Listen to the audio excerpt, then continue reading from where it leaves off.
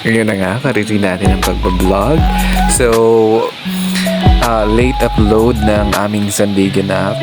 So, Saturday, nag-travel kami papuntang Mindoro from Quezon City. So, ito na nga, pumunta kami dito sa Carachapoles, no? Carachapoles, located yan sa Nauhan.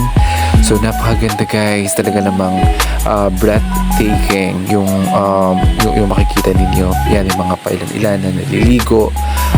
Sobrang crystal clear ng tubig. Talaga namang hindi ka magsisisi kung pupunta ka dito. So, ano pang iniintay ninyo, mga taga Nauhan, Calapan, Victoria.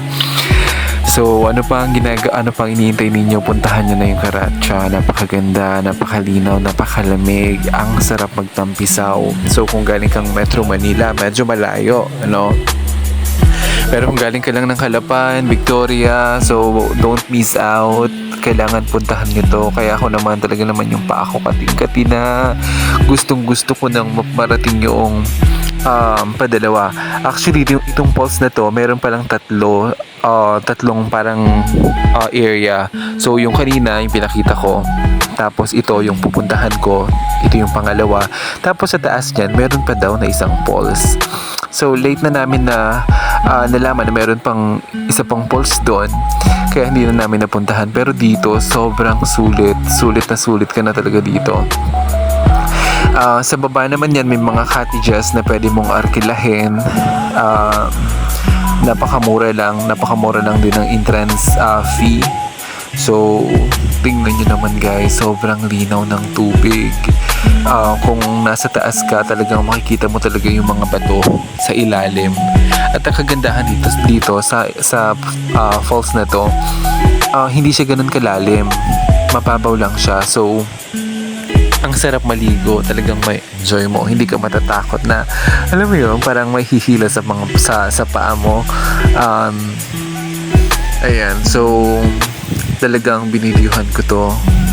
Talagang I take the moment na makapture yung ganda, yung sound ng tubig. So ayan, hindi na nga tayo nagpaulit. Talaga namang naligo na tayo. Ang sarap guys maligo dito, sobrang ma-enjoy ninyo. Kasi ako yung type ng tao na hindi mahilig sa salty water, sa dagat. So mas pinipili ko talaga itong mga fresh water. So sa ilog man yan, sa falls, mas gusto ko siyang liguan kaysa sa dagat. So ayan, panoodin nyo lang. Talaga namang mag-enjoy ka, mapanoorin yung nature. So, sobrang ganda nito. Ayan, pinraise ko lang yung phone ko dyan para makapture yung paliligo ko. Sobrang sarap talaga. Parang wala kaming moment na masyado na umakyat. Kasi pag ahon mo kasi ng tubig, mararamdaman mo yung lamig. So, kaya advice nila dito, pag pupunta ka daw dito sa Carachapoles, mas piliin mo na mas maaga para yung araw, parang tirik siya, mainit. So, parang mainitan yung falls.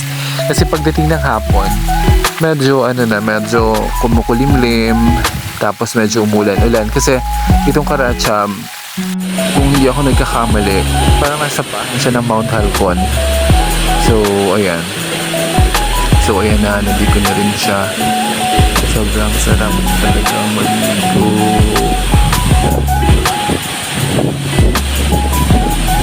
Ayan, ligo-ligo lang kami dyan.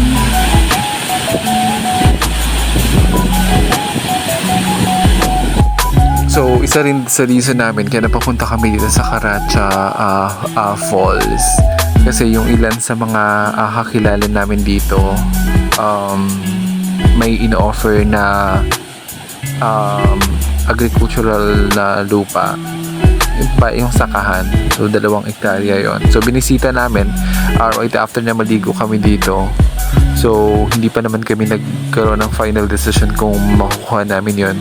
Pero ang isa sa naging decision kasi namin is yun, kunin na nga yung nasa city na lupa. Pero yun, hindi pa kami nakakapag-decide. We'll see kung ano yung happenings. Pero ayan, sobrang sarap dito. Parang gusto ko nang tumira dun sa may paahan nitong talon. Itong talon na to. Parang gusto ko na lang mag-stay dito mag-work from home kung okay yung internet, tapos tuwing tanghali or hapon maliligo ka, umaga. Sobrang sarap tumira talaga sa probinsya, mas mapuntahan tong mga gantong lugar. Alright, so hanggang doon na lang.